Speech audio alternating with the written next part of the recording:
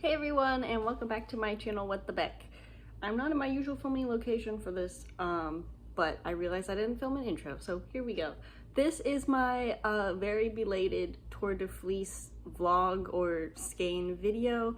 I did not have a ton of time to spin, but I wanted to make sure I did at least one skein, so this is what I did, and I chose to let someone special pick the roving that I would use because I have a lot in my stash. I did do a video on that if you want to watch that. But yeah, so I let G pick my colors and this is how it went. Hi, I'm G and I chose these colors because I like green and blue.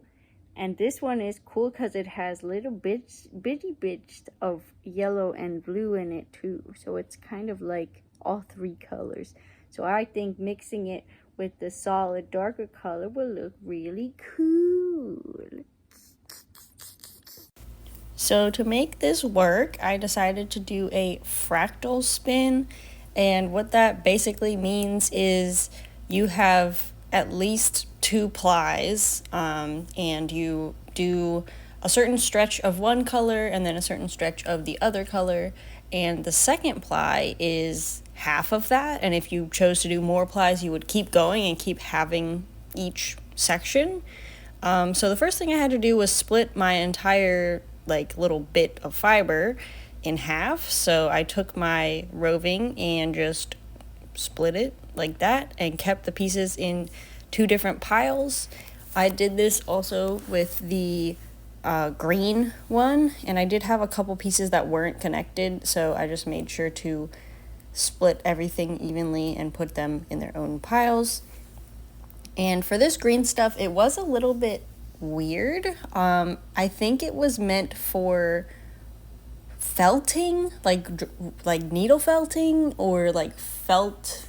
I guess any kind of felting works, but it wasn't aligned in the way that a spinning fiber usually is, and it did have those little bits of color, which I believe are formally called neps, but they were hard to pull apart, or they wanted to, I don't know how to even explain this. They wanted to stick to each other, but then they also didn't want to twist into a uniform fiber. So I don't know if there's a normal spinning word for that, but yeah, it was a little bit strange. I just had to go pretty slow and trust the process, let myself slow down. And here are my prepared little bits of fiber. As you could see, one set of fiber looked like a lot more than the other, but that's because it was all the same amount split into half. And yeah, so now that I had my bits organized into which ply they were going to be, I started spinning, and I always aim for a worsted because I enjoy using that, but I'm just not a master at obtaining the yarn I think I will. So as I was working, I basically just made it as thin as what felt comfortable, and it worked. I also knew that working with that green stuff was not going to make as uniform of a I guess ply, so I needed to again just be really patient, and here I am blending it in to make sure it holds properly.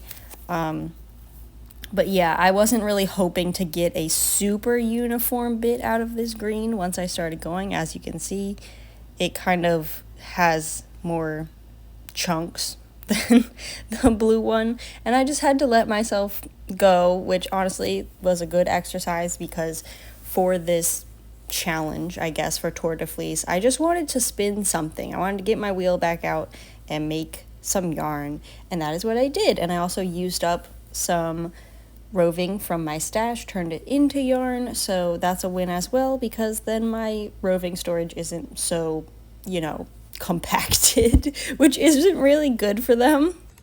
So this first bobbin is all done, and I'm glad because that was the one with more repeats, and when it's a color changing yarn, like by splicing stuff together.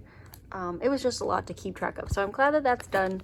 This is my other ply unspun over here, and I'm gonna just go ahead and get started with it. Then nothing.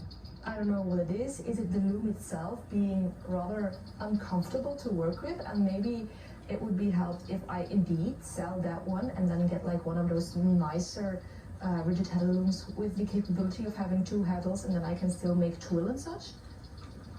Maybe that could work. I also forgot to mention this in the last plies clips, but I specifically started with this like dark bluish turquoise color, and that was specifically because it was more aligned and easy to work with, so it was easier to start on that little leader yarn. And yeah, here you can see my shrimping. We're not going to talk about that. But yeah, it was nice to do a fractal. I always love doing them. I haven't done one where I manufactured the fractal, like with bits rather than just splitting a really pretty pre-dyed bit of roving. And yes, I did eventually find out that spinning long stretches of the same color, at least for me, can be pretty boring. So to help it feel like it was going faster, I started splitting my rovings in half, just again vertically, and that made it go a lot faster. And once I had my second ply done, I was able to use my makeshift Lazy Kate, which is literally just a storage container and some knitting needles, or like this one is a Afghan Tunisian crochet hook, and I just put those through there, and then the bobbins are able to spin and get on that other bobbin, you know. So yeah, to ply, you basically just have to spin in the opposite direction of how you made your plies or singles. And yeah, I accidentally did it going in the wrong direction, so that's why you'll see that this bit here looks like I'm just running one plied bit of yarn. But that's why I mentioned if you ply in one direction, you have to have the singles going the other direction, or vice versa, or whatever. I don't know if I explained that well, but yeah, I ended up doing it wrong, and I had to just run it back through the spinner. And it looks so satisfying to see when they merge, because it turns into like candy stripe effect, and I love that. I especially love that about fractals, because each strand of the yarn is like at least 2 colors. It's so cool. But there is parts in this yarn where it is the same color. Like when I started, it was all green, and there are parts where it's all blue, or that turquoise color.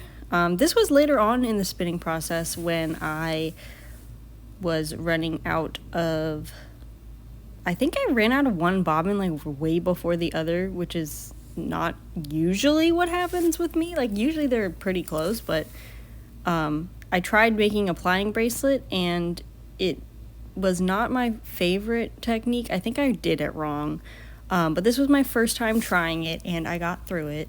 So here's me trying not to let it get tangled.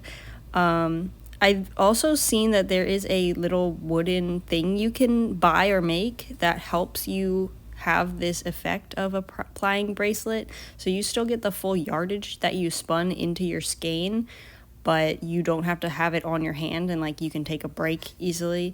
So I might have to go into my dad's wood shop and make some of them, just so I can have them on hand for next time. And here's the end of the yarn. So here you can really see that some of it was striped and some of it is all one color. I also got this brand new skeiner, which takes up way more room than my other one, but it has a counter on it, and I was so psyched about that, except for the fact that it doesn't work. So again, I'm gonna have to bring this to my dad's shop and see if he can help me figure out how to fix that. But I did get it for free, so you can't really complain.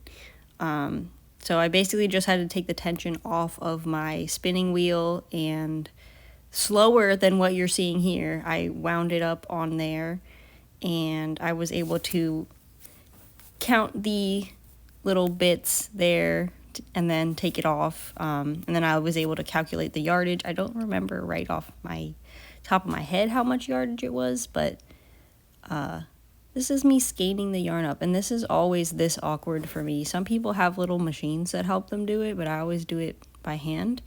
And I also, fun fact, figured out that my local yarn store owner is left-handed because she ties all her skeins the opposite way than the manufactured ones. So yes, that is all I have for this video. I'm sorry it was kind of short, but hopefully you learned something or just had fun watching the video while you work on your projects. I'd love to hear what you're working on if you want to put that in the comments below. And yes, subscribe to see more fun videos from me, and leave a like and hype that video because that's a new thing on YouTube apparently. It apparently can like boost small creators' views or something. I don't know. So yeah, if you feel like doing that, thanks for doing that, and I'll see you in my next video. Bye!